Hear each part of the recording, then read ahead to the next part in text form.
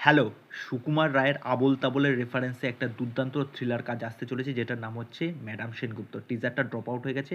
যেটার ডিরেক্টর হচ্ছে সায়ন্তন ঘোষাল। এই গল্পটা লিখেছেন হচ্ছে সৌভিক বাসু। তাদের দুজনের কোলাবোরেশন জাস্ট মাখনের মতো। ওকে? এখানে দেখানো হচ্ছে যে ঋতুপর্ণা সেনগুপ্ত একজন কার্টুনিস্ট, তার মেয়ে রহস্যজনকভাবে মারা যায়। এইবার এই হত্যার ইনভেস্টিগেশন করছেন হচ্ছেন রাহুল বোস। ওকে?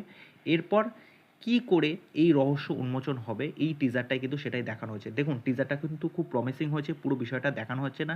টিজারটার মধ্যে কিন্তু বেশ থ্রিল আছে এবং রাঘব বোয়াল অভিনেতারা রয়েছেন। হ্যাঁ, অনন্যা চ্যাটার্জি রয়েছেন, আপনার রাহুল বোস রয়েছেন, তা পরাণ বন্দ্যোপাধ্যায় রয়েছেন। দুর্দান্ত কিন্তু কাস্ট আছে। কাজটা আমি ডেফিনেটলি মনে করছি প্রচণ্ড ভালো হবে। টিজারটা বেশ প্রমিসিং লেগেছে।